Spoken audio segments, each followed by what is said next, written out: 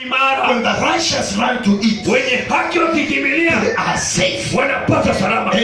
Amen. The name of the Lord has got the power to fight for your battles, to conquer your enemies. David said, I come to you in the name of the Lord, because the name of the Lord is a strong tower. The name of the Lord has the power to heal, to deliver, to sanctify, to wash, to make whole. The name of the Lord has authority to turn around your life, in your marriage, in your business, in your career. Use the name of the Lord. Amen. Listen to the dear ones. Never use money to fight the devil. kupigana shetani. He has enough money. Ako na pesa ya kutosha. He will take your money and kill you. Atachukua pesa yako na kuue. Don't use abuses. Usitumie matusi to run your marriage. ya kuendeleza ndoa yako. I know women wanawake who are professional ambao ni wataalamu abusers kwa matusi. When he begins to quarrel in the house, akianza ugomvi kwa nyumba, even if the husband is a police officer, hata kama mume wake ni askari, he will keep quiet. Atanyamaza.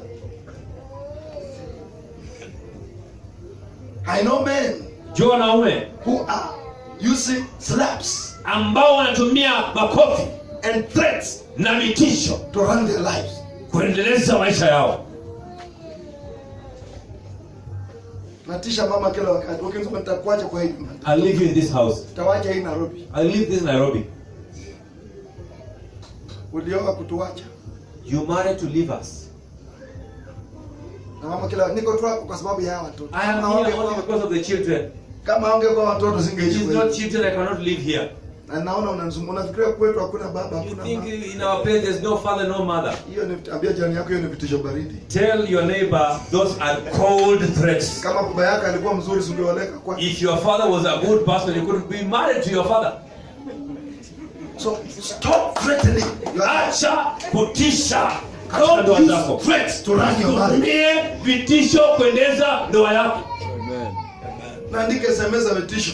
Usipotuma pesa nyama hutatupata kwa nyumba. So if you say don't send money for beef, you won't find us in this house today. Daudi knew, alijua, threats will not succeed. Vitisho haitafanikiwa. He said, I come to you. Akasema nakuja in the name of the Lord. Katika jina la Bwana. If you are going to win battles, kama utashinda vita, may the name of the Lord, wacha jina la Bwana be on your mouth. Liwe katika kinywa chako kila wakati. Use the name of the Lord. Tumia jina la Bwana. It will scatter demons. Itatawanisha mapepo. Destroy curses. Itaharibu laana. It will destroy poverty. Itaharibu maskini. It will break the powers of the enemy. Itavunja kazi yote ya shetani. The name of the Lord jina la Bwana will keep you in time of trouble. Itakuweka wakati wa shida. Praise the name of the Lord. Bwana asifiwe. Listen, we had an accident at Fort Tenan. Angalia wapendwa waliokuwa na ajali hapa Fort Tenan. 56 people died. Watu 56 walikufa. One of the brothers who never died, I know him. Mmoja wa ndugu ambaye hakufa namjua. He said when he was leaving Nairobi. Anasema akitoka Nairobi. He said, God. Alisema Mungu. My life is in your hands. Maisha yangu yapo mikononi mwako. Sitakufa barabarani. I will not die on the road. Sitakufa barabarani. He said like that and entered that vehicle. Akasema hivyo akaingia kwa basi. People died. Watu walikufa. That's the only one. Na ni yeye pekee. Whom the bus through the window. Ambaye basi kupitia kwa dirisha. It threw him out of the window. Ikamtupa nje. And the bus rolled and killed all the 56. Na basi ikabingirika ikaua 56 wote. Now the one narrating stories, all this what happened. Yeye ndiye anaambia watu basi ambayo ilitendeka ilifanyika hivi. He has no single mark on his body. Yeye hana alama yoyote katika mwili wake. People were full in that bus. Lakini watu walikuwa wamejaa katika ile basi. 56 have died. Kama watu 56 wamekufa. The name of the Lord. Jina la Bwana is a strong tower. Ni ngome imara. When you use it, ukitumia in your life, katika maisha yako, every mountain, kila mlima will come down. Itashuka. Every valley, kila will be filled. Itajazwa. Every demon, kila pepo, will run away. Itatoroka. The name of the Lord, jina la Bwana releases fire. Inaachia moto. The name of the Lord, jina la Bwana releases protection. Inaachilia ulinzi. The name of the Lord, jina la Bwana gives victory. Inaleta ushindi. You may be macheted. Unaweza kuwa wewe ni weak. Unaweza kuwa mdhaifu. You may not know how to speak good English. English. Wenda hujui kuongea kizungu You vizuri. do not know how to read the Bible. Hujui kusoma Biblia. And as long as you can use the name of the Lord, Kama unatumia jina la Bwana, every Goliath in your kila life Goliathi maishani mwako atashuka. Atashuka. every Goliath shall die because of the name. Atakufa sababu ya jina la Bwana wa Praise majeshi. the Lord.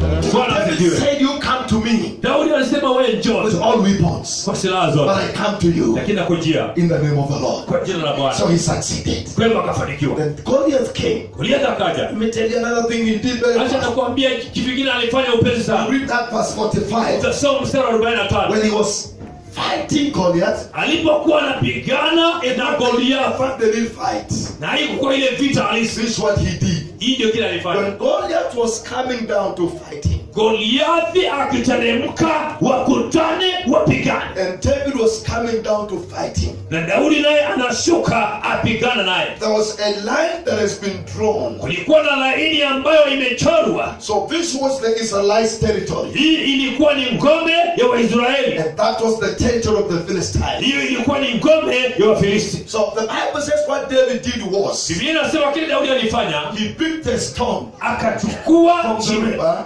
kutoka katika mto, and put in the sling, akaiweka katika kombeo, and he ran faster, na akakimbia kwa mbio, crossed the line, na akavuka ile and laini, released the sling, na akaachilia ile and kombeo, hit David, and hit Goliath na nikapiga Goliathi when he was still kama bado in his territory. katika ngome ya Wafilisti. What do I want us to learn here? Nataka nijifunze kitu hapa. If you are going to succeed, Ukitaka kufanikiwa, become.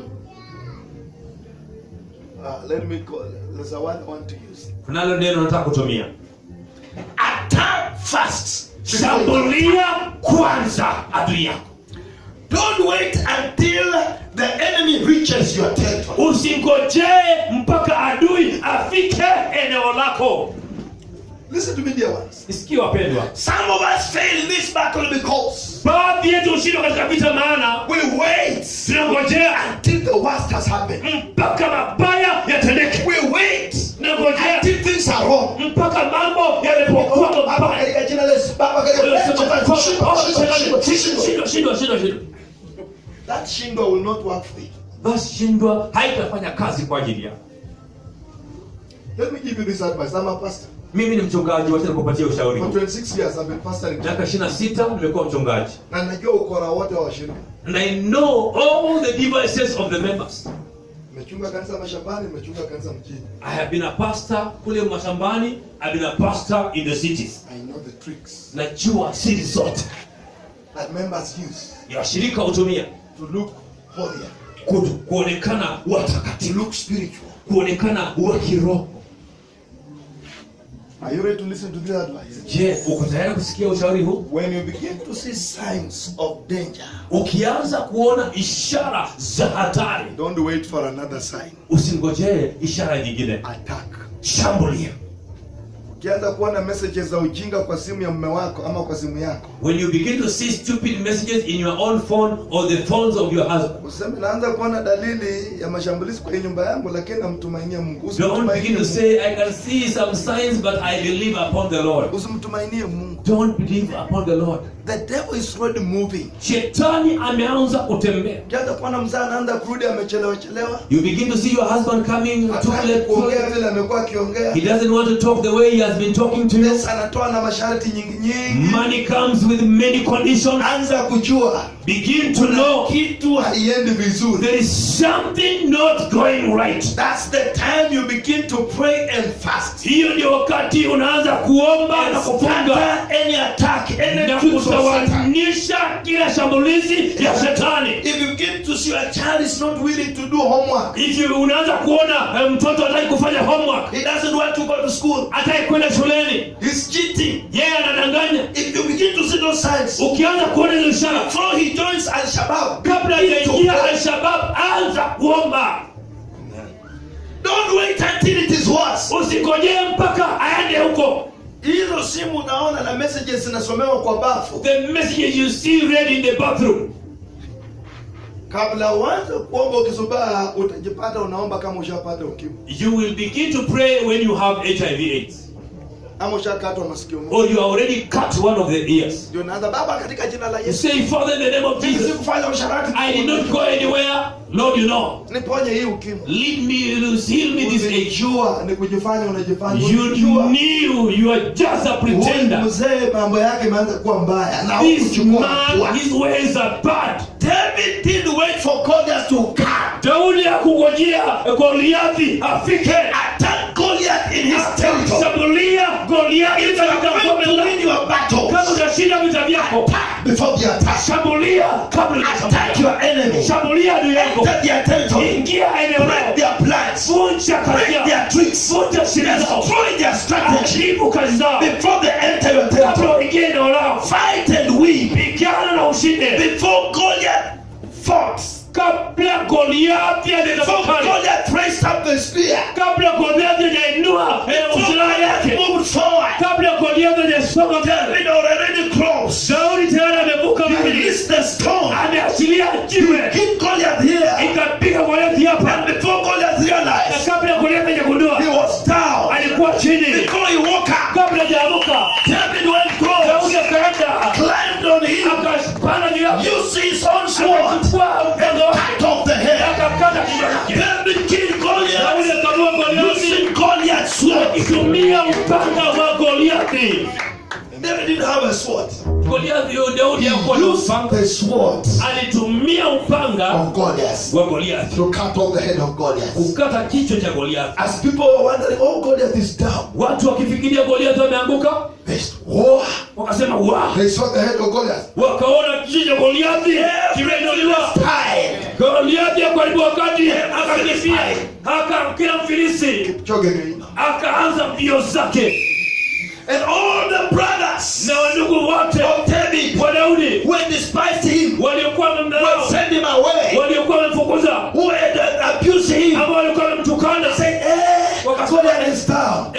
Goliathi ameanguka. Wakachukua panga zao. When they took their Wakaanza swords, kufuata Wafilisti. they began to follow the I Philistines. pray in Jesus' name. Naomba katika jina la Yesu, People have been abusing you. watu ambao wamekuwa The people wanakutukana, frustrated your watu life. wanakushinda, The people have been neglecting you. watu ambao As you wanakudharau, enter this seventh year, waingie mwaka wa may saba, God give you victory. Mungu akupatia That ushindi. they celebrate you. Watu wakusherehekea. God give you victory. Mungu akupatia For ushindi. them to celebrate you. Wao They will wakusherehekea, follow you. wako They kusherehekea, will appreciate you. They will watakufurahia, honor you. watakuheshimu, They will sing about you. wataimba They juu will yako, talk about you. wataongea juu They yako, will say, watasema was it not for this lady, kama sio huyu we binti could not be here. hatungekuwa hapa leo. How I pray, Jinsi naomba God gives you grace Mungu and akupatie an anointing na to upako bring victory ulete To ushindi your generation. kwa kizazi To chako, your family. kwa jamii to yako, your church. kwa kanisa lako. Amen. Amen. Let me finish up by saying these two things that are very important and then we pray. Namalizia kusema mambo haya mawili alafu tutaomba. We have no time because I have to prepare to be in Rwanda, Hatuna wakati, nafanya naye kuwa Rwanda. and I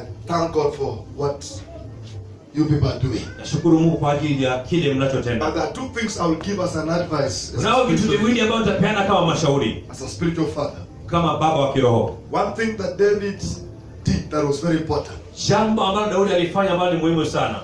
He had a very strong relationship with his father. Yeye alikuwa na ushirikiano wa karibu na baba yake. He had a very strong relationship with his father. Alikuwa na ushirikiano wa karibu na baba yake. One of the things that makes David Jambo ambalo nafanya Daudi to grow great, akakue zaidi achieve much, na akapate mengi become a king, na akafanyike mfalme, even allow his own son to become a king after him. hata aachilie mwanawe afanyike mfalme baada He had yake. a strong relationship with his father. Alikuwa na ushirikiano wa karibu na baba yake. Parental honor, Heshima ya kiuzazi. when you read Ephesians chapter 6, Ukisoma wa Efeso 6, just listen to what I'm going to say. sikia Parental tu honor kile naenda kusema. Heshima ya kiuzazi brings in our lives two important things. inaleta maishani mwetu vitu viwili If you read that scripture, it says, Isoma ile mstari nasema it is the first commandment ni amri ya kwanza that has a promise. ambayo iko na ahadi. Honoring your father and your mother Kuheshimu baba yako na is mama the yako first commandment ni amri ya kwanza that has a promise. ambayo iko na ahadi. And what is the promise? Na ahadi nini? It has two promises. Iko na ahadi mbili. The first promise is this: Ahadi ya kwanza ni hii, it shall be well with you. mambo yako yatakuwa mazuri. When you honor your father and mother, Ukiheshimu baba yako na it mama shall be yako, well with you. mambo yako itakuwa mazuri. There are people here who their life is so frustrated. Kuna watu hapa maisha yao ni mabaya sana. Check your relationship with your parents. Angalia uhusiano wako na baba yako na mama yako. Amen. Amen.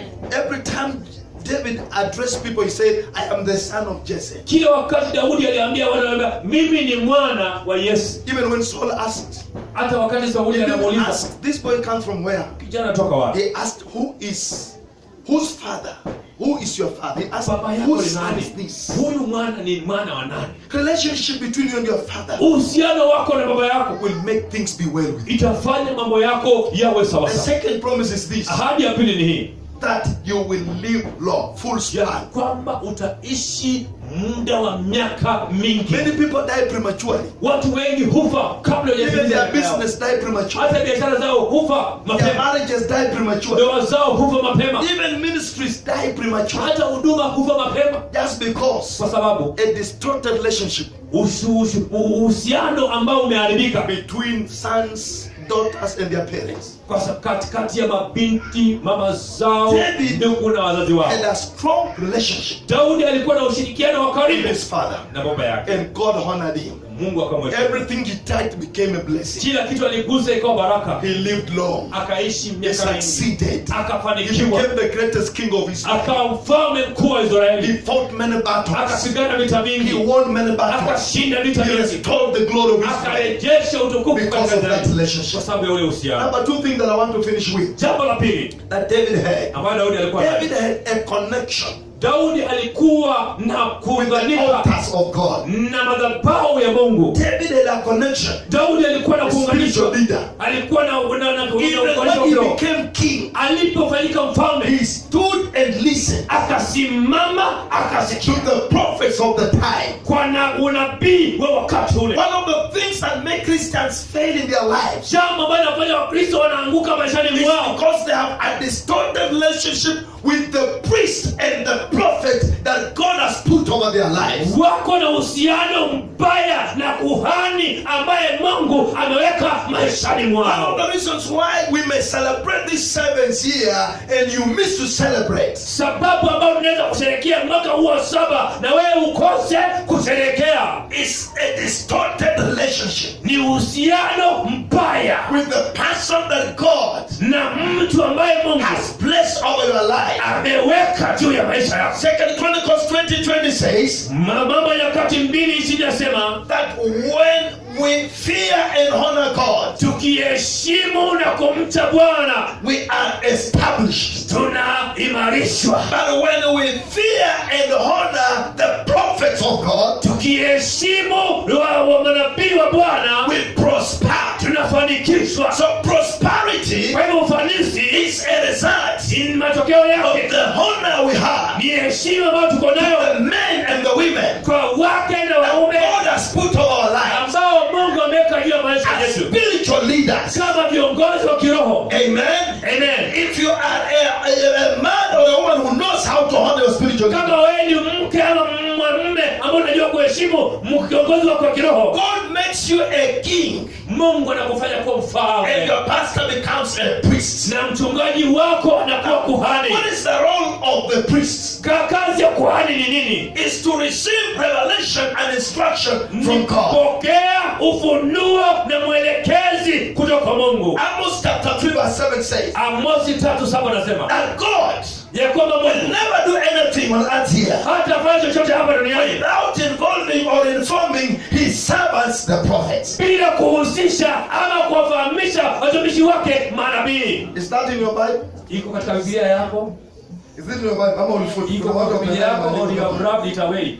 Is it in your Bible? Iko kwa Biblia yako? And God will never do anything on earth here Ya kwamba Mungu hatafanya chochote hapa duniani without informing or involving bila kuwafahamisha ama kuwahusisha his servants, the prophets. watumishi wake manabii. Everyone God calls, Kila mtu ambaye Mungu anaita, God will speak to him. Mungu ataongea na yeye, God will give him revelation. atampatia ufunuo, God will give him a vision. Mungu atampatia God maono, will give him what to speak. Mungu atampatia nini cha God kuongea. empowers the people he has called. Mungu hupatia nguvu watu He ambao gives them anawaita. the keys Yeye huwapatia funguo to unlock unlock the lives, kufungua maisha, to unlock the potential in you. kufungua maisha kwa watu wake. Your connection with the man of God Uunganishi wako na mtu wa Mungu will allow God to unlock what has been put in itaachilia your life. Mungu afungue kile ambacho Mungu ameweka maishani mwako. The blessings that we want Baraka ambazo tunataka are tied zimeunganishwa in the heart, katika in moyo, the mind katika akili of the man of God za mtumishi wa that Mungu God has put over your na life. Mungu ameweka juu ya So maisha when yako. you connect with him, Kwa hivyo ukijiunganisha na one yeye, word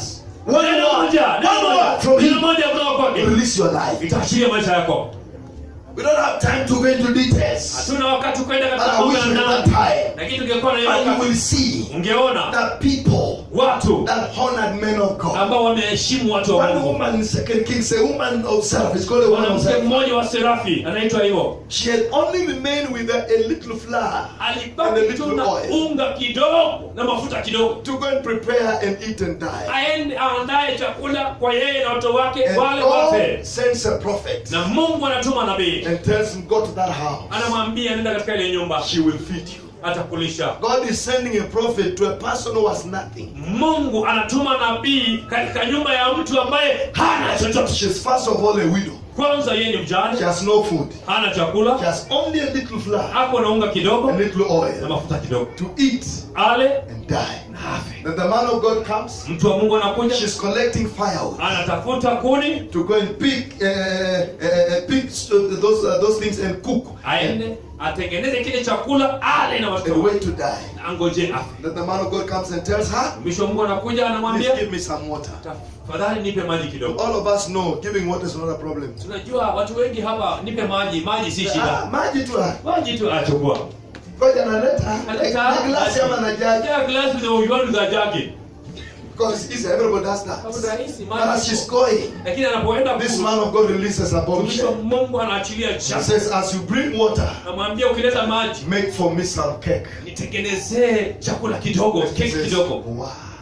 Akasema, I wish you knew what I'm going through. jamani, natamani ungejua yale I napitia. am a widow. Mimi ni mjane. And what I have in my house, Na kile niko nayo kwa nyumba a yangu, little flour, unga a kidogo little oil. na mafuta kidogo. Cook today. Nipike leo. These sticks I'm holding at the last I Hii will collect kuni ambayo tunashikilia ndio ya mwisho. to cook Pike the last I have. ile ya mwisho niko nayo na ningojee nife. This man of God Mtumishi wa Mungu did not sympathize. hakumhurumia. That's why don't be a member of a pastor who sympathizes with you. You will Siwe die before your time. mshiriki wa mchungaji ambaye anakuhurumia, kila wakati utakufa na ukufe kabisa. Pastors who are here as a bishop, I tell you, never sympathize with members of the church. They will never see their potential. Wachungaji ambao wako hapa, wacha nikwambie kama askofu, usikuwe na huruma kwa washirika wa kanisa lako. They will never attain their destiny. Hawatafika mwisho wao ama mpango yao. Some of them are rich, Wengine wao ni matajiri but they don't know. lakini hawajui. And because you sympathize with them, Sababu nawahurumia they sana, die in their poverty. wanakufa katika umaskini wao, They die without the potential. wanakufa bila ile hali yao kutokea. So he tells this lady, Anaambia binti, thank you. asante, That little that you have, ile ambayo uko nayo, before you eat with your son, kabla hujakula na mwanao, bring it, I eat first. niletee mimi nikule kwanza. Some of you want to eat everything. Wengine wenu nataka mkule kila Say, kitu. hiyo baba Asha ilibaki hapo. Useme what remain in the Kuna kaunga kalibaki mpeleke yako mama first. some small flour remain, take the pasta. Said, bring that first. Akasema hiyo niletee So what the kwanza. Bible says, she went. Huyu mwanamke akaenda, She cooked, akapika, wondering what to do. akashangaa nifanye I nini. can see herself saying, Na jio namuona whether I akisema give or I don't give, nipeane nisipeane, it is the last meal. ni chakula ya I will mwisho, still die. bado nitakufa. But let me just give you. Wacha nipeane tu. She releases her heart. Akaachilia moyo wake, She gave. akapeana. The Bible says, Inasema after giving, baada ya kupeana kwa mtu wa Mungu, what happened? nini tendeka? To cut the story short, Kufupisha the Bible says, inasema the cup of oil in her life, kikombe cha mafuta maishani mwake, or that bottle of oil, ama kile chupa ya mafuta, never dried up. haitawahi kauka.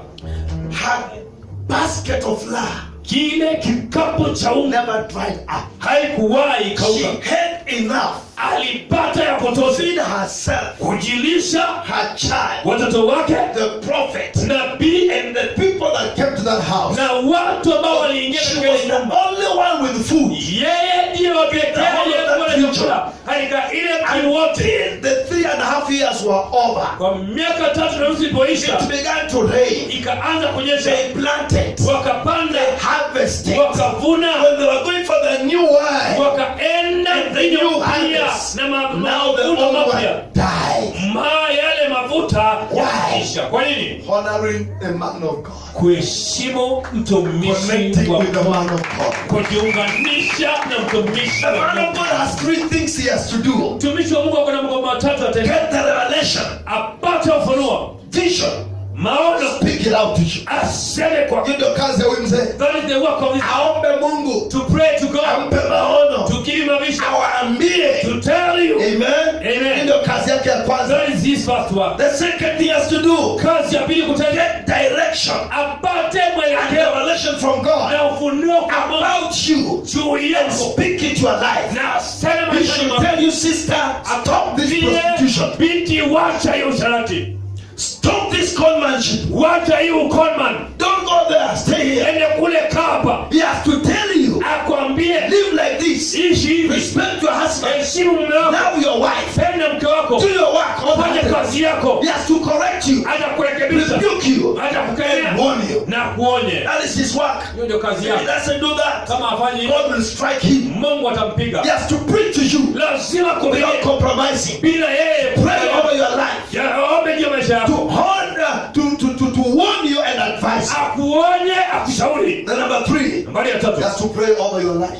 kuomba juu ya maisha yako. Stretch his heart. Akanyoshe mkono wake, speak a blessing. akaseme baraka, Prophesy over you. akatoe unabii juu yako, Say things that will happen. aseme mambo And yatakayotendeka, look what is in you. na afungue iliyoko ndani yako, Protect and cover your life. akulinde, akufunike maisha yako. The others, Mengine It is your work now. ni kazi yako sasa. what's the work of us? Kazi yetu ni nini? As kings, Kama si wafalme, as queens. kama Tell your neighbor you are a malkia. queen, you are a king. Mwambie jirani yako, wewe ni mfalme, wewe ni malkia. Amen. Amen. What is your work? Kazi yako ni Number nini? 1 Nambari ya is kwanza to make sure ni kuhakikisha you have a priest. uko na kuhani. Ask, where is a priest? Muulize kuna kuhani That's kwa your work. hiyo ndio kazi Do yako. you have a priest? Je, uko na Ask your kuhani? neighbor to answer you. Do you have a pastor over your Muuliza life? jirani yako, uko na mchungaji ndani ya maisha yako? Yeah.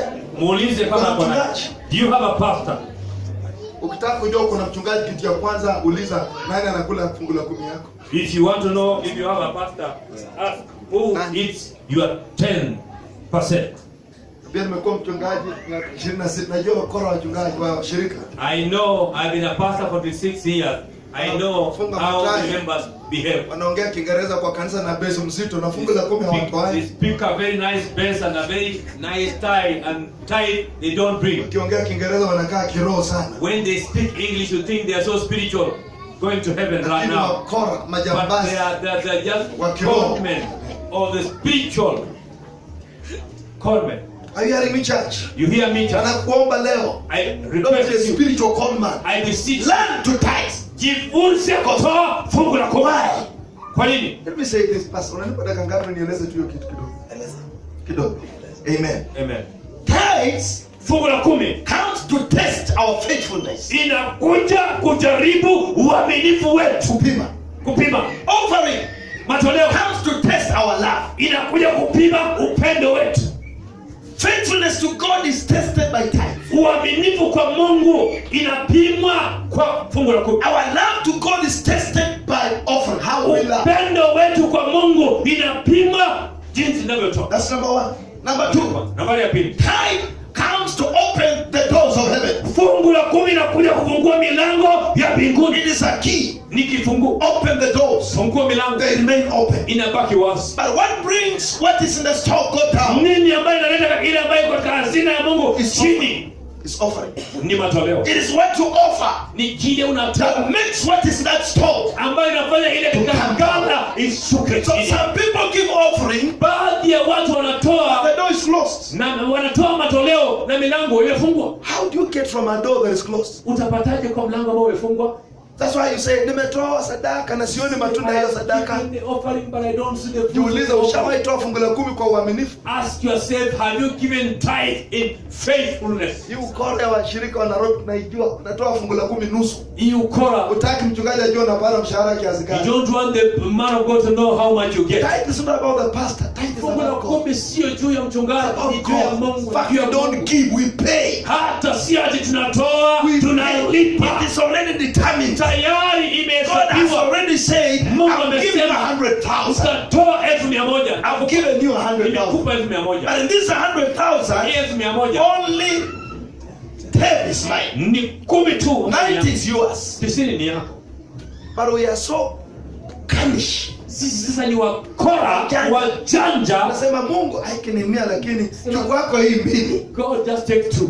God is not mocked. Sikio Mungu. Mungu yeye hadhihakiwi. Ndio maana hii mlango haifunguki. That is why this door is never open. Haifunguki. It's never open. Unatoa fungu la 10 na unatoa kwa kutokuwa mwaminifu. You give but you are not faithful. So this door is closed. Hii mlango imefungwa. If you want to get from God, Ukitaka kupata kwa Mungu, tithe faithfully. toa fungu la 10 kwa uaminifu, mlango utafunguliwa. When the door is open, Mlango ukifunguliwa, give. toa. Give all-heartedly. Toa kwa moyo wako. Give without complaining. Toa bila Give kulalamika. without grudging. Toa bila The kulalamika. amount you give, Kiwango unachotoa, the measure you give, kiwango kile unatoa determines what comes out of it. inategemea kile ambacho inashuka. Kama unatoa makobole, If you give 5 fives, wanajaza gunia makobole. they fill the sack of 5 fives and Kama bring it unatoa down. maelfu, If you wanajaza give gunia the na 1,000, maelfu, they fill the 1,000, inateremshiwa. they come Kwa down. sababu unapewa kulingana na kiwango ambacho unatoa. Given according to the measure you are giving. That's how the Bible says. Biblia inasema. Let me tell you another trick on tithing. Wacha nikwambie siri nyingine katika That's what kutoa. closes blessings of Ndio kile you. ambayo inafunga baraka za watu. When you want a tithe to have the meaning of a tithe Ukitaka fungu la 10 liwe na maana ya fungu la 10 and to bring you the 12 benefits of a tithe. na ilete faida 12 ya fungu la 10. Tithe has 12 benefits. Fungu la 10 liko na faida If you want 12. the 12 benefits to come over your life Ukitaka zote zikuje juu ya maisha yako because of the way you kwa tithe. sababu ya jinsi unavyotoa fungu Number la 10. one, Nambari ya make kwanza, sure your tithe is the first thing you give hakikisha fungu la 10 ndio kitu cha kwanza wewe kutoa from your increase. katika Let maongezeko not be yako. the second. Immediately you earn. Ukipata tu Before you go to the supermarket, kama unaenda supermarket, take away toa what belongs to God. kile ambayo ni mali ya Mungu. Weka kwa bahasha. A tithe loses the meaning of a tithe if it's not the first thing. Fungu la 10 inapoteza maana ya fungu la 10 kama sio ya kwanza kutolewa. Nilijua mtanyamaza. I knew you shall be quiet. But I cannot keep quiet. Lakini sijamaza. This is what will help you. Hii itakusaidia. Praise the name of the Lord. Amen. It loses the meaning of being a tithe Inapoteza maana ya kuwa fungu la 10 if it is not the first thing given. kama sio kitu cha kwanza kupeanwa. Unapata mshahara na unaanza kununua mafuta taa. You Unaenda get kulipa the stima money, kwanza. you begin to pay electricity, you Unalipa pay landlord. kerosene, you Alafu pay unakuja landlord, Jumapili. and then Ndio on unakuja na Sunday bahasha. is when you come with your envelope. Na pesa ambayo umepewa change kwa bucha inanuka damu ya And ng'ombe. the child that you have been given from the butcher, it has made the blood of the animals. It loses the meaning of being a tithe. Inapoteza maana ya kuwa From this day, jifunze to take it out the fasting immediately and increase comes. iwe ya kwanza Set kupeana. aside. Weka kando, Put it aside. iweke kando, Put in an envelope. weka bahasha, Pray over it. omba juu yako. Say, God, Sema I Bwana, have been faithful. nimekuwa You mwaminifu give me this money. kulipa hii I'm pesa paying yours. na kulipa yako. Remember me. Nikumbuke. Release the blessings of a tithe. Baraka In ya your life. utoaji It will work for maishani you. mwangu. Number two, Sawa. as you pay it, Namba ya pili, make sure kulipa. it is a complete 100%. Hakikisha unapotoa ni 100%. Amen. Amen. Let not be 7%. Isiwe 7%. Let not be 9%. Isiwe And 9%. don't be too spiritual to make it 15%. Usiwe wa kiroho sana kuifanya 15%. Hapana. It becomes a tithe when it is 10%. of your Inakuwa fungu la 10 ikiwa 10% peke income. yake. If it is not 10%, Kama sio 10%, it is not a tithe. sio fungu la 10. Usidanganye mchungaji kwa kuandika kwa bahasha juu tithe.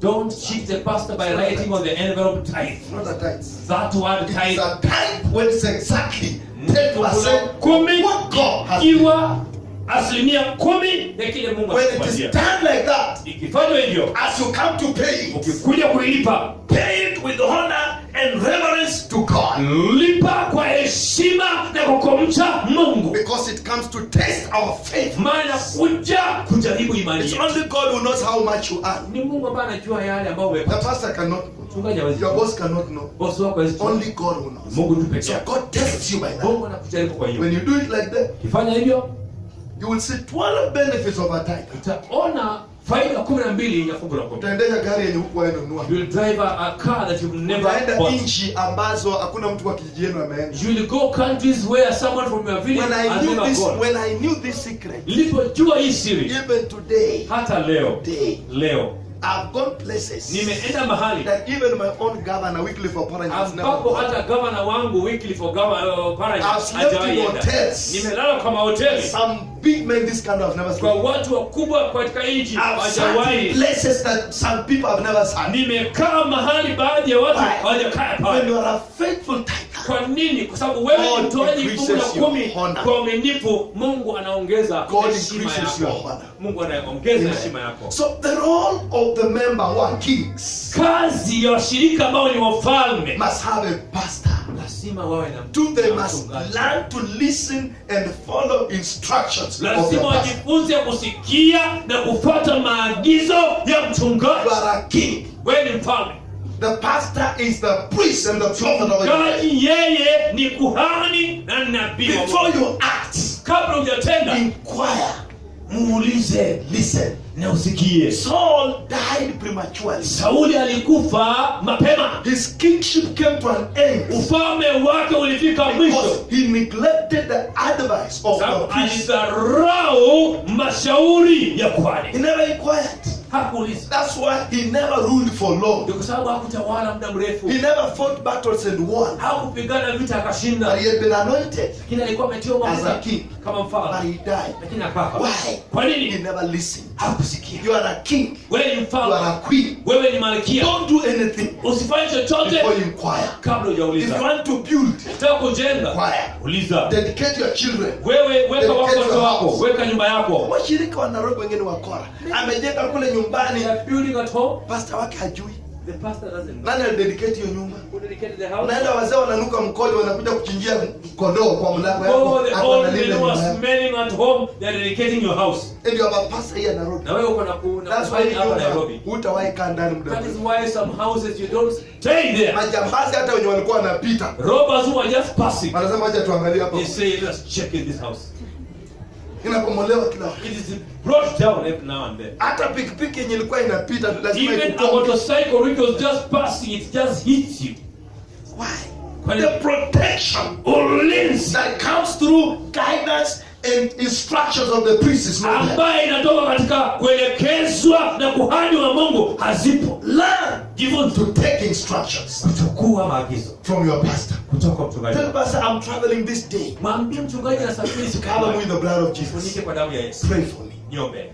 Pastor, I want to take a loan. I want to build. Mchungaji nataka kuchukua loan, nataka Pray kujenga. for me. Niombe. Pastor, I've gotten some money. I want to do business. Pastor, nimepata pesa nataka kufanya biashara. Please pray for me. Niombe. I've gotten a car. Pastor, Nimepata come gari. and dedicate Jo this. na ukaibariki. Unanunua gari shilingi 500,000. You buy a car 500,000 Alafu unaweka shilingi 500 ati sadaka ya and you dedicate gari. put in an envelope of 500 shillings an offering of dedicating a vehicle. Unadharau baba yako wa kiroho. You look down upon your father, your spiritual And many father. Christians are failing because of these small things I'm saying. Kristo wengi wanashindwa juu ya mambo haya As machache. we enter into our 7th year, Tukiingia mwaka wetu wa because saba, this is going to be your year of resting. maana hii itakuwa mwaka wako wa God is going to kupumzika. take away burdens over your Mungu life. anaenda kuondoa mizigo maishani Things that mwako. have been frustrating your life. Vitu ambavyo vinashambulia maisha yako. God that has been threatening you Vitu ambavyo vinakulia dharura na is kutisha. coming to an end. Anafika mwisho. I want you to know these secrets Nataka ujue hii siri so that when you begin to do them, ili ukianza kufanya, person who knows how to tithe well mtu ambaye anajua kutoa fungu la 10 can vizuri never be bewitched, and witches can never hold you. hawezi kurogwa na wachawi hawezi kushika. Uroge hawezi kukukamata. The urogi cannot hold you. Hello? Hello. Why? Kwa nini? When heavens are open over your life, Mbingu ikifunguliwa juu ya maisha yako, God builds a wall of fire around you. Mungu anajenga ukuta wa moto. He builds a wall of fire around you. Anajenga ukuta wa moto So that you are protected. ili That's umelindwa. my prayer. Hii ni In maombi the yangu. 7th year we are entering, Mwaka wa 7 unaingia, may God build a wall of fire around our Mungu lives. ajenge ukuta wa moto katika maisha But yetu. allow God to build a wall of fire around us. Wachie Mungu ajenge What nini nafanya Mungu anajenga ukuta? What allows Mungu God to build a wall? These simple secrets I'm giving. Ni hizi siri ambazo nakupatia. What's the third role Jambo la tatu of a king? ya mfalme, To stand, kusimama, support, supply kusimama to the prophet apeane kwa nabii and to the vision. na kwa maono. This vision can never grow Hii maono haiwezi kukomaa if the prophet is not supported. ikiwa nabii watu wasimame na yeye. If this vision cannot grow, Hii maono haiwezi enda mbele the people cannot embrace it. ikiwa watu hawezi kuipokea maono It ile. is the role of the kings and the queens to build the vision. Ni kazi ya malikia na wafalme wakajenge maono ambayo mtu wa Mungu When you akonayo. read the book of Haggai, Soma kitabu cha Hagai. God spoke to prophet Haggai Mungu alinena na nabii Hagai, to go and tell King Zerubbabel akaenda akamwambia mfalme Zerubabel, that I'm not happy with what is happening. sijafurahia na kile kinachoendelea. It's not this the time for people to let the house of God fail in ruins and they are building their own things. Je, hii si wakati ya watu kuacha nyumba ya Mungu ikae katika hali ya ukiwa na wao wanajenga nyumba zao nzuri? Look at their lives. Angalia maisha yao. And he gave them a test to see. Na akampatia jaribio aone. Because when you fail to support Ukishindwa kusimama the vision of God, maono ya and Mungu, that's what we are going to do today. ndio kile utaona leo. If you fail to support Ukishindwa the kusimama vision God has given to your pastor, maono Mungu amepatia mchungaji wako, these four things will never leave your life. vitu hivi nne havitatoka katika maisha Number yako. one, the Nambari ya Bible kwanza, says inasema they planted much, walipanda kwa utele, but they harvested what? lakini walivuna nini? If you are not supporting the vision of God, Kama usimami na maono ya doesn't Mungu, matter how much you plant, haijalishi utapanda kiasi you gani, will never harvest. wewe hautavuna. Always will get losses. Kila wakati unapata hasara And failures. na utapata kuanguka. Number two, Nambari ya pili, these people, hawa watu they ate, walikula, they were never satisfied. hawakushiba. That's why you yawn even in church. Ndio kwa sababu wewe unapiga miayo hata kanisani, Mdomo yote unapanga. mdomo yote in the church. Hello? Hello. When you are not a support of the vision, Wakati wewe usimami na maono, hunger will never leave your house. njaa haitatoka katika mlango wako. That's why your children fight Kwa sababu watu wako over wanapigana food. juu ya chakula. There is now food, wanakula lakini wanalia. Wanakula Chakula kiko wanapigana. mezani, wanapigana na wanapigana, wanakula, wanamwaga, they pour it even in the plate. It's a sign Ni ishara ya kutosupport maono. that you don't support the vision of the man of God. Number three, Mbali ya tatu, the Bible says they put on clothes to give them warmth, Biblia inasema kwamba walivaa mavazi ikawapatie joto, but they shivered. lakini walitetemeka kwa baridi. Fever will always be there. Wa ubaridi utakuwepo kila wakati. Utavaa sweta lakini unatetemeka. You put on a good Magonjwa na coat. maradhi Sickness and diseases, inapiga kambi kwa nyumba. they will come and make a camp in your house. They put on Walivaa clothes for warmth, mavazi ya kuleta but joto, they never felt warm. lakini hawakuwahi kuhisi They joto. shivered. Walitetemeka, They trembled. They were sickly. walikuwa They wagonjwa, were weak. walikuwa dhaifu. The Bible says they were told, look at your life. Biblia inasema waliambiwa, tazama maisha yenu. Even sickness is not supposed to come on you. Hata maradhi na magonjwa yapaswi kuja katika nyumba zenu. Shawahi homa inashika mtu mpaka kichwa inaanza kuma anakosa kwenda kazi.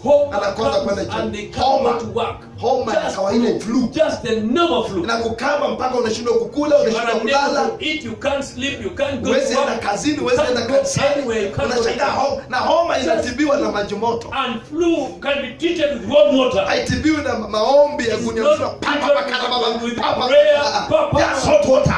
Maji moto peke yake, But it puts you down. lakini kuweka chini Until you unaanza appointment za kwenda hospitali. mpaka you begin appointment to go and see the doctor. Consultation fee 5,000. Unaenda Dozi ya unalipa kwanza 5,000, 10,000. dosi ingine Dozi ya 10,000, pili dosi flu. ya tatu na ni homa tu. Ask your neighbor. Do you support the Ndani yako, this? je, unasimama na maono ya watumishi wa Mungu?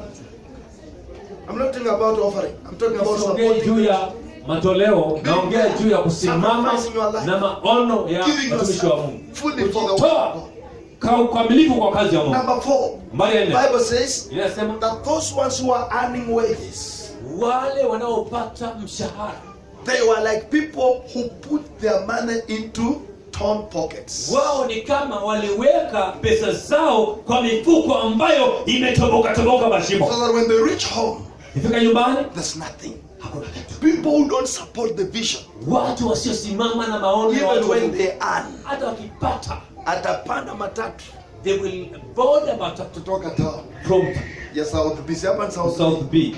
anaingia, They enter the house. anatoa wallet vizuri, They remove the wallet anatoa well. ndani 100, They remove 100. anapeana watoe ndani 50, They say take 50 bob. anafunga wallet, They close the wallet. iko na 50,000 ndani, Kuna 1050 ndani. baada ya kuingiza kwa mfuko, Instead of putting inside the box, anaingiza kwa cushion yake they put in the cushion of the car na anakaa, and he sits.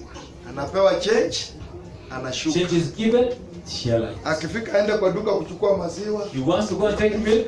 wallet yake, There's no wallet. My wallet. My wallet. My wallet. My wallet. mtu mwenye support maono, Somebody who doesn't support the vision. huku uende ufu, Even if you are given chicken to go and raise, pita na gari, if you do not pass with the car, akufia kwa gari. it will die in that car. You never reach that home. Haiwezi fika kwa ile boma. Higher church. It is my prayer Ni ombi langu. because God is not mocked. Sababu Mungu God knows what He wants. Mungu anajua kila God kitu. knows what He wants you to Mungu do. anajua vile- God has brought you here for a purpose. Mungu amekuleta hapa na kusudi. This altar can become the source of your success. Inaweza kuwa kiini cha ufanisi This wako. vision can become the source of your breakthrough. Maono haya yanaweza kuwa kiini cha ufanisi wako. King Solomon, Mfalme Suleiman. one day the Bible says he went to offer a sacrifice at Gibeon. Biblia inasema alienda kutoa dhabihu pale Gibeoni. And the day he offered, the Bible says he offered 1,000 animals for burnt offering. Akatoa wanyama 1000 kwa wanyama wa kuteketezwa. As an offering and also as a worship to God what God had done. Kama matoleo na kama ibada kwa kile Mungu alikuwa ametenda. And that night, Siku God ile had to wait until tomorrow. akaambiwa aende That ngoja night, the kesho. Bible says, and God appeared to him Na Mungu akajitokeza kwake. and asked him, Kamuuliza, ask what you want. kile unachotaka. I will do it. Supporting a vision Kusimama na maono gives God a chance inapatia Mungu nafasi. to ask you, Kuuliza, what do you want? nataka nini? I do it for you. Nitakufanyia. Solomon was visited by God Solomoni akatembelewa na and Mungu. he told God, Akaambia Mungu, I need wisdom. nataka hekima. God released wisdom. Mungu akaachilia 2 hekima. weeks later, Wiki mbili it was baadaye proved kadhibitishwa when the 2 prostitutes came wale wasichana wawili walipokuja kwake, with a dead child. kaleta mtoto ambaye And a live amekufa child. na Use amekufa wisdom. hai. Alitumia hekima. Akatumia hekima kudhibitisha This child is this lady's. huyu mtoto ni wa huyu na huyu ni wa huyu. When you support the vision, Ukisimama na maono, there is always an opportunity in your life kuna nafasi maishani mwako for God to ask you, Mungu akuulize, what do you want me to do for you? unataka nini nikutendee? What do you want me to do for you? Unataka nikutendee nini? There is a woman. Kuna mwanamke She saw Prophet Elisha walking. aliona nabii Elisha akitembea One day he told the husband, Mbia mume wake, let's organize a place. tutengeneze nyumba I see yetu. this man going, coming. He's a man Naona of huyu God. mtumishi wa Mungu, huyu mtumishi wa Mungu. Let's get a room, Tengeneze chumba, put in a bed, tuweke and kitanda, a lamp. tuweke So taa that when he comes, ili akija he can use this place. aweze tumia. When he's mahali. tired, Akichoka, instead of walking in the night, baada ya kutembea usiku, alale hapa. ushiripsi. The Bible says Yeye anasema they were old. alikuwa This wazee. woman was old. Huyu mwanamke Her alikuwa mzee. husband was old. Mume wake mzee. But because they did that, Sababu alifanya hivyo before the prophet went, kabla nabii hajaenda, as we have been here all this time, tumekuwa hapa wakati huu wote. what do we do for this lady? Tufanyie nini kwa wakati huu? His servant told her, Mtumishi wake akasema, since we began coming this place, tulipoanza we have kuja, never had a cry of a child. hatujasikia mlio wa mtoto. We have never had the cry of a child. Hatujasikia kilio cha mtoto. The man of God said, Mtumishi wa Mungu akasema, the coming year, mwaka at a ujao time like this, kama huu you will have a child. tutakuwa na mtoto. Did it come to pass or not? Je, ilitendeka ama hapana? It happened. Ilitimia. Listen to the story. That's not end there. Haishi The pale. same child Huyo mtoto whom she was given ambaye alipewa misbehaved akawa na tabia and mbaya, died prematurely. kafa mapema, He died before time. kafa kabla wakati. This lady never spoke to anybody. Huyu He mwanamke went akaongea na straight to the mtu, prophet's house. akaenda kwa nyumba ya Told nabii. him, you cheated me. Kama vile That you nidanganya. are giving me a child. Nipatie mtoto. The prophet asked, how? Kauliza namna The gani? child is dead. Mtoto amekufa. The woman began going. Mwanamke akaanza The kwenda. prophet followed him. Nabii akafuata. When he went there, Akafika pale. because this child is a fruit of vision support. Kwa sababu huyu mtoto chanzo chake ni kusimama na maono. He put his mouth on the mouth of the child. Akawekwa kinywa chake kwa kinywa cha mtoto. His hands on the hands of the child. Mikono kwa mikono ya mtoto. Breathe in the child. Na akatoa pumzi yake kwa The mtoto. child came back to life. Akaishi tena. When you are a vision supporter, Wewe kama unasimama na maono, anything God gives you can never die. chochote Mungu anakupatia haitawahi kufa.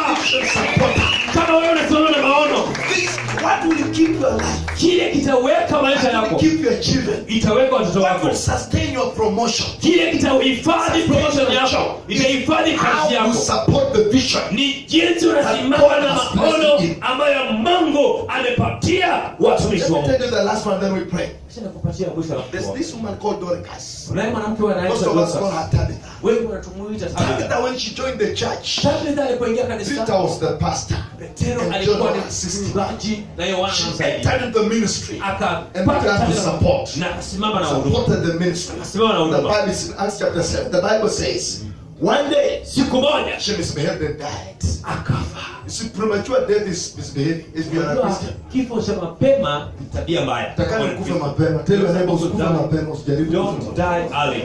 Live full span.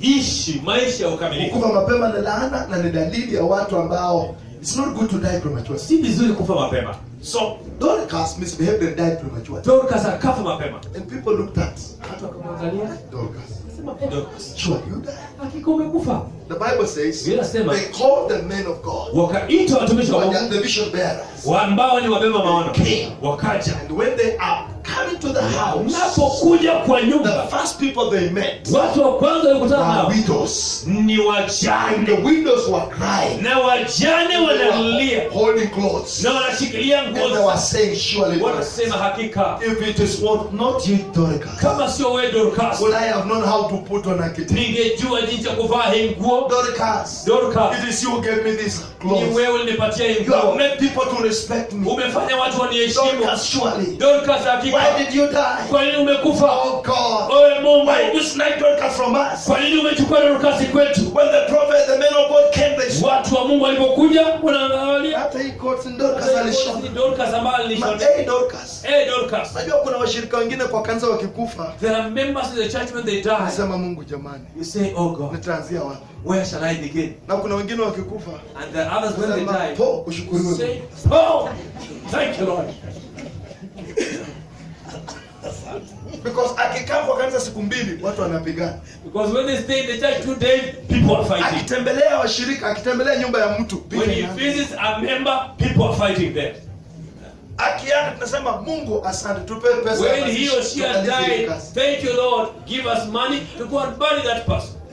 Lakini kuna wengine wakikufa unasongeza siku ya mazishi. But there are people Ukitumainia when they Mungu, anaweza fanya die, you muujiza wa Mungu. actually move the day of burial, hoping that God can do a miracle. Miracle can happen na amuke. Miujiza inatendeka Pack the vision. because They support the vision. walisimama na They maono, stand with the man of God. walisimama na mtu wa So Mungu. Peter came and said, Petro Dorcas, akaja you cannot die. Dorcas You hawezi cannot kufa, die. hawezi kufa. I have this clothes because of Niko you. na hii nguo kwa ajili Dorcas, yako. you have clothed my children. Dorcas umevalisha watoto Clothed wangu, my wife. umevalisha mke wangu. When Dorcas was sleeping, Walipoenda mahali Dorcas they amelala, didn't talk about it. They hawakuongea, didn't pray. hawakuomba. They said, Dorcas, Wakasema Dorcas, rise up. inuka, Wake up from this sleep. simama kwa hizo kitu. Dorcas woke up. Dorcas akaamuka. I might say, Nasema if you are a vision supporter, kama wewe you cannot unasimama die. na maono hawezi kufa. Nothing can die in your hands. Hakuna inaweza kufa mikononi mwako. Amen.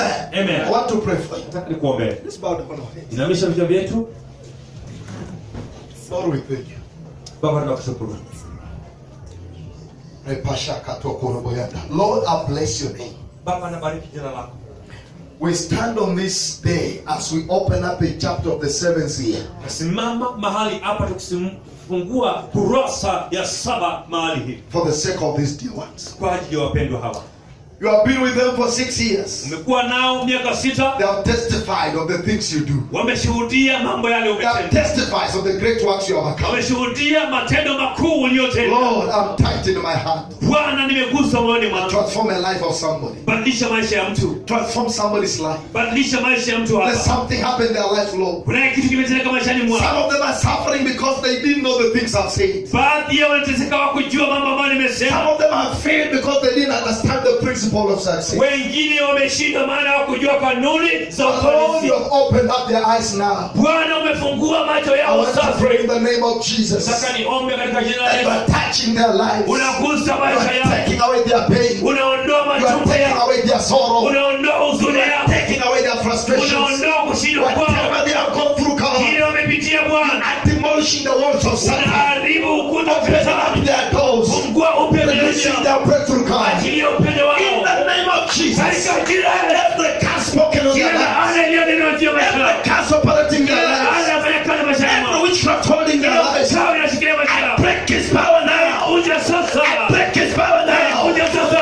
I break his power now. Uja sasa. In the name of Katika Jesus. jina la Yesu. Every negative word Kila neno la Kristo operating in their lives. inafanya kazi maisha I yao. reverse it now. Naibadilisha I sasa. fight now. Naibadilisha Out sasa. of their lives. Naondoka In the nyuma. name of Jesus. Katika jina la Yesu. Lord, I pray. Baba, naomba As your spirit touches them, Roho Bwana unapowagusa, let them lay a foundation of their success. wacha wakaweke msingi wa ufanisi wao. Now, open up your eyes just briefly. Fungua macho yako. This is what God is telling me to tell you. Mungu ananiambia niseme. That's now before we give our offerings and our tithes. Kabla hajatoa fungu letu la 10 na matoleo yetu. God wants a people who can commit themselves to stand with this vision. Mungu anataka watu ambao wanaweza kujitolea wasimame na maono haya. From now Kuanzia up sasa to December. mpaka Disemba. You are saying, I Nasema want to get this amount nataka nitoe fedha hii. to support this vision. Nisimame na maono ya kanisa hii. I'm not talking about what you people have, what you call partners department. It's not supposed to be a department. Wachana na hiyo sehemu ya ama department ya partners. Partners. Wachana na hiyo partners. You will do that later. Hiyo utafanya But baadaye. now, Lakini sasa I want you to lay a foundation for your success. nataka ujiwekee msingi wa ufanisi You are wako. saying between today 14th Unasema kuanzia leo tarehe 14 and 14th December, na tarehe 14 I want to Disemba put this amount nataka niweke hii pesa to support this vision. nisimame na hii maono. Yes, we did a love offering. Na tulitoa sadaka ya We upendo. did other things. Tulifanya mambo mengine. But now, Lakini I sasa want to commit myself nataka nijitoe binafsi. to raise this amount. Nitoe fedha hizi. Or bring these things may not be money. Ama nilete vitu hii, labda si lazima iwe It may pesa. be a plot. Na nitaleta. It may be a plot. Inaweza kuwa plot, It may be a car. inaweza kuwa gari, It may be a cow. inaweza kuwa ng'ombe, It may be an instrument. inaweza kuwa And you are vyombo. saying Na unasema between October 14th kuanzia Oktoba and 14 December 14th, na Disemba tarehe you 14 want to plant nataka nipande a seed mbegu for the foundation kwa msingi of your success juu ya ufanisi wako in this ministry. katika hii huduma. And you are ready to do that. Na uko tayari kufanya hivyo. Lift up your hand wherever you are. I want to pray upon that. Nataka nikuombee sasa. I want to pray upon that. Nataka nikuombee sasa. If you are lifting your hand, stand up. Inua tu mkono wako, umeinua mkono wako, Pastor, you simama have any free tafadhali. paper? You have any free paper? You know? Kama uko na Oh, kuna bash. I want the record. This is what the bag in hand. this one will remain with. I want to record your prayer. Prayer. Nataka mahali pa kuna akili. Just free papers. Ushers in this church. Where are they? Asha kwa hii kanisa. The paper. Just a free paper. Kanisa tu ndogo. Karatasi tu. There's a piece of paper. Barua. Pande kidogo tu. A small piece. Andika jina lako. Write your name Andika pledge yako. and write your pledge. Andika jina lako.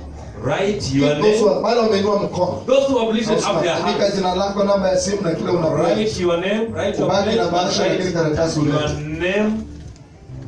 You'll remain with the envelope, but the piece of paper you'll give. You want to put in this vision. Nataka tuweke katika hii maono. You want to put in this vision. You are saying this is the amount. Unasema I hii trust God. ile ambayo From today natumaini for Mungu things, kuanzia To leo December tarehe 14, 14 I want mpaka to put in Disemba this vision, tarehe 14 this nataka niweke amount kwa of maono. money. It is a sacrificial offering. Ni dhabihu ya You are kutolea. saying it from your heart Unasema kutoka ndani ya because you moyo want to wako. lay a foundation Maana unataka kuweka of your msingi success ya ufanisi wako in this 7th year. katika mwaka huu wa sasa. Naambia Bwana, Telling the Lord, nafanya hivi ili mwaka ujao this big so that tukikuja next year kusherehekea when we come to celebrate anniversary ya 7, and the 7th ni anniversary, kitu hiki nataka wewe umenifanyia. something I Wewe want you to umenipa do. plot, Give me a wewe plot, umenipa mke, give me a wewe woman, umenipa mtoto, give me a wewe child, umenipa gari. give me a So vehicle. write something you are putting Andika in kitu ambacho as a unaweka support for the vision. kama cha kusimama kwa ajili Sisemi ya fungu la 10, sisemi sadaka, talking about naongea kuhusu dhabihu, not talking about sacrifice nasema to support the vision. kitu ambacho tunatoa Amen. kusimama na maono ya kanisa When hili. Abel was giving to God, Abel alipokuwa akitoa kwa the Mungu, Bible says yeye anasema he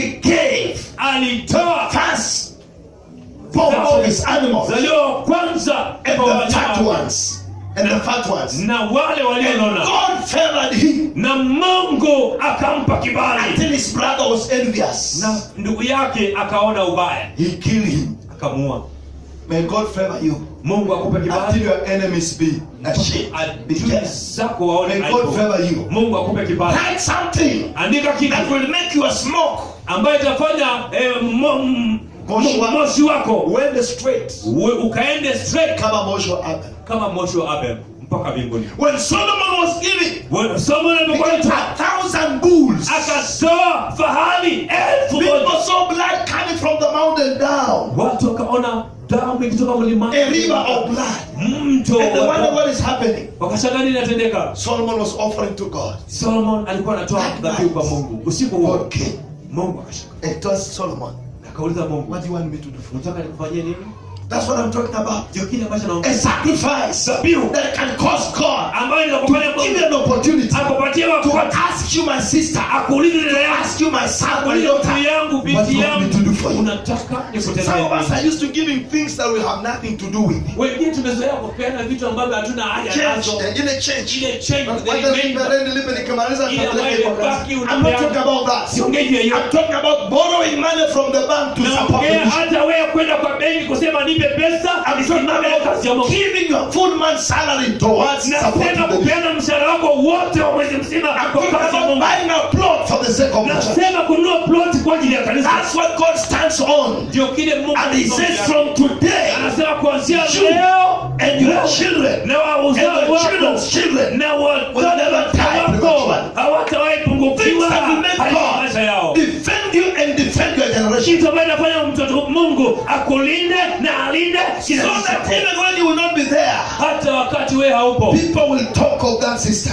watu wataongea juu ya We are dada, talking about Dorcas. wanaongea juu ya But Dorcas she's not there na yeye hayupo because of what she did. sababu ya kile We are talking about Solomon. wanaongea juu ya The Solomon. Bible says Inasema Solomon, Solomon when he had done that, alipokuwa ametoka kings and queens came from different places wafalme na malikia wakatoka sehemu to mbalimbali come and see wakuje the waone splendor hotel and the beauty na umaridadi of the city wa mji that Solomon had built. ambao Solomon alikuwa That's what amejenga. I'm talking about. Kile ambacho naongea People do come and just see. watu waje tu waone. Huyu ndiye Beringeta tulikuwa tunashiriki Is naye. this the one that we were fellowshipping with him, with her? Ndiye huyu amejenga nyumba kale. Is she the one who has put up a house Huyu in ana Paris? kampuni ya mabasi. He has a bus company. Ndio huyu mwenye university. He's the one who has a Ni university. yeye. Ni yeye. That's what I'm talking about. Kile naongea juu yake. This day Leo can change your destiny. inaweza kubadilisha Change your siku generation. zote za Please, usoni I'm wako waiting na for those kizazi chako papers. I'm waiting for those zote. papers. Na ngojea hizo vikaratasi. Remain with the envelope. Bakia na bahasha, Give me the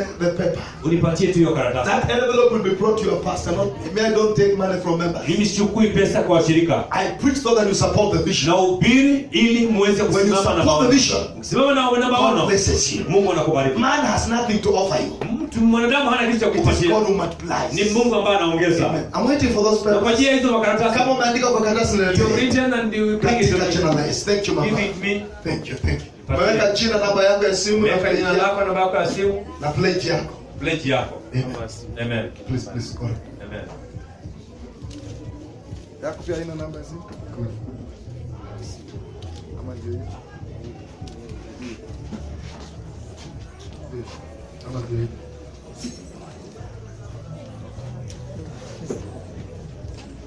namba ya simu, jina lako, hata ile ya Ornament. They take even that which belongs to the servant of God.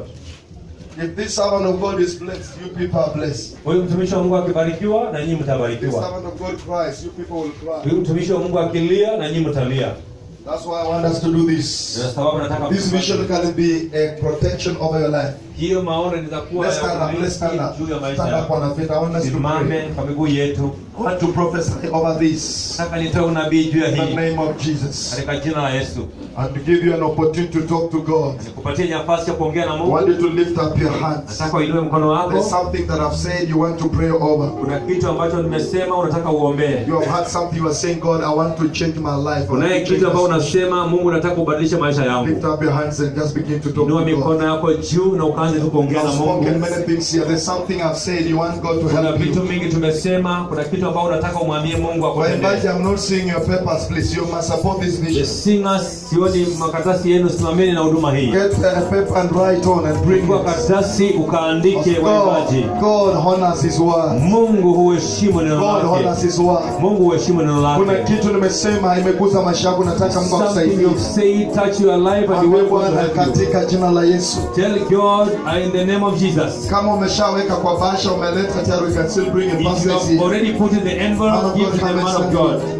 Kama unataka bahasha weke ndani straight away. If you want the envelope to put inside straight away, Your spiritual father is here. He will speak Baini wa a kiroho word. yuko hapa, atasema He neno. will speak a word over you. Atasema neno juu yenu. Straight away in the name of Jesus. Atasema neno katika jina la Don't Yesu. put in your tithe. Don't put in your offering. Usiweke hapo kwa hiyo bahasha fungu lako la kumi. Put in a vision support. Weka toleo la kusimama na huduma hii na maono hii katika jina la Yesu. What do you want God to do in your life? Unataka Mungu akutendee nini? Open up your mouth and speak it out as I Kwa kinywa pray. chako na ukaongee na kwenda kuomba katika jina la Yesu. Katika jina la Heavens Yesu. are open to hear you. Mbingu zimefunguka kukusikia. God is listening. God wants to Mungu know. anakusikia, Mungu anataka. What do you want God to do in your Unataka life? Mungu atende nini katika maisha As yako? a member of this church, Kama mshirika wa as a kanisa, friend to this church, kama rafiki wa hii as kanisa, a partner to this church, kama partner kwa hii what do kanisa, you want God to do for you? unataka Mungu akutendee nini? In the name of Jesus, Katika jina la Yesu. Heavenly Father, Baba wa mbinguni, I stand on this altar. nasimama katika hii madhabahu In the name of Jesus, katika jina la Yesu, holding the papers, nikishikilia karatasi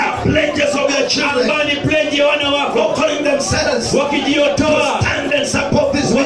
wasimame na maono haya. I pray in Jesus' Naomba name. katika jina la Yesu, The battles that have been fighting, vita vimekuwa kipigana, the Goliath that has been standing out Goliathi of them, amesimama juu yao, the fear and the worries uoga na wasiwasi that has been holding their lives, ambayo ameshikilia maisha yao, the sicknesses and diseases, magonjwa ya maradhi, poverty and the umasikini ambao wamekuwa nayo, afflictions that have been eating their lives. hasara waliokuwa maishani I mwao, rise up in Jesus' name nainuka juu katika to jina la Yesu, break all of them now. kuzivunja zote In sasa the name of katika Jesus, jina la Yesu. Jehovah El Shaddai, Jehova Shaddai, Jehovah Jireh, Jehova Jireh, Jehovah Rapha, Jehova Rafa, Jehovah Nissi, Jehova Nisi, I declare today, natangaza in leo the name of katika Jesus, jina la Yesu, every wicked force, kila kazi ya every Ibilisi, barrier, kila every kizuizi, satanic kila force kazi ya shetani been holding your ambayo children, ameshikilia uso wako, break his power, vunja sasa, break his authority, vunja mamlaka yake, break his authority, kazi yake, I uproot it now. vunja In sasa the name of Jesus, katika jina la I Yesu. release Naachilia the life of your children, wake I wako, release naachilia their families, jamii zao, I release naachilia their salaries, kama release naachilia their promotions, promotion yao, I release naachilia their healings. uponyaji In wao the name of katika Jesus, jina la Yesu. so God, I pray Baba, naomba as they get out of this place, wakitoka mahali in the hapa hand of God, waone Bwana, keep their lives, uipe ponya maisha yao, protect them now, linda maisha yao, safeguard their lives, linda njia zao, for you are God. kwa kuwa wewe ni Mungu. Lord, I prophesy Baba, natoa unabii, as they stand with this vision, wakisimama na maono haya, break any curse on their lives. vunja kila laana maishani mwao. As they support this vision, Wakisimama na maono haya, visit them personally. hii watembelee kiungu wewe Bring mwenyewe, to them yourself. ujilete kwa wewe binafsi, Answer their cry. jibu kilio chao, Wipe their tears. wapanguze machozi yao, Take away their pains. ondoa utungu wao, Protect their lives. linda maisha yao, Increase them. ongeze, Favor them. wape kibali, Let their marriages be healed. wache ndoa zao zipanywe, wabarikiwe. Let their blessings increase. Wacha baraka zao ziongezeke. May they find favor wherever they go. Wapate kibali mahali wataenda. Open doors for them. Fungua milango kwa ajili yao. May they walk out of this country. Watembee nje ya nchi hii. Come back in this country. Warudi katika nchi hii. Highly favored. Wakiwa na kibali cha Give Mungu. them their passports. Wape passport zao. Give them their visa. Wape visa zao. Give them their better jobs. Wape kazi nzuri. Protect their business. Walinde biashara zao. Establish their lives. Uliimarisha maisha Lord, yao. I pray. Wacha wakawa naomba. Cancel their debts. Wawe haribu madeni yao. Cancel their debts. Cancel madeni yao. Find favor. Wapate kibali. Favor with the government. Kibali na serikali. Favor with the people. Kibali na watu. Favor with you, God. Kibali na wewe. Lord, I pray. Baba naomba. Whosoever that is sick, Mahali iliyo mgonjwa. receive your healing. Pokea uponyaji wako. Whosoever that is disturbed, Yesu mulika. receive your peace. Pokea amani In yako. the name of Jesus. Katika jina la Yesu. Every curse is Kila broken. laana imevunjwa. Every curse is Kila broken. laana imevunjwa. Every curse is Kila broken. laana imevunjwa. No more struggling. Hakuna kung'ana No tena. more pain. No pain No tena. more crying. Hakuna kilio In tena. the name of Katika Jesus, jina la Yesu. I declare Natangaza as a servant of God kama mtumishi wa that Mungu. the favor of God Kibali cha shall Bwana come upon you iwe juu yako. uniquely and greatly. Katika njia ya kiajabu na njia ya kipekee. In Jesus' name. Katika jina la Yesu. In Jesus' name. Katika jina la Yesu. In Jesus' name. Katika jina la Yesu. Let's all say amen. Tuseme wote amen. Give God a good hand clap. Pigia Bwana makofi. In Jesus' name. In Jesus' name. Katika jina la Yesu. Pigia Bwana Yesu makofi. Pigia Bwana Yesu makofi. Oh, asante Yesu. Bwana wa mabwana, mfalme wa wafalme, Mungu pekee uliye mtakatifu, mwaminifu, mwenye rehema, mwenye neema, mwenye fadhili, mwenye uwezo mwingi. Baba, unayebariki mtu kwa sababu ya uwezo wa uungu wako Jehova, unainua watu katika mavumbi na ufanye wakae pamoja na wafalme Jehova. Jina lako likatukuke na likaliinuliwe, kwa maana jina pekee lenye mamlaka. Asante Bwana kwa joto wako, asante Bwana kwa jina lako, asante kwa ajili ya watumishi wako, asante kwa ajili wote wanaosimama na huduma hii, wanaosimama na haya maono. Unawajua Kristo, hata kabla haujaambiwa na wao yote unawaelewa. Baba, unawainua kutoka hatua moja kwenda nyingine. Maisha yao hawatataabika, bali Kristo Yesu, wema wako na fadhili zako zitawafuata siku zote za maisha yao. Jina lako libarikiwe milele, maana wewe ni Mungu. Kwa jina la Yesu Kristo tunaomba na kuamini. Amen and amen. Amen and amen. Pigia Bwana Yesu makofi jamani. Kuabudiwa ni wewe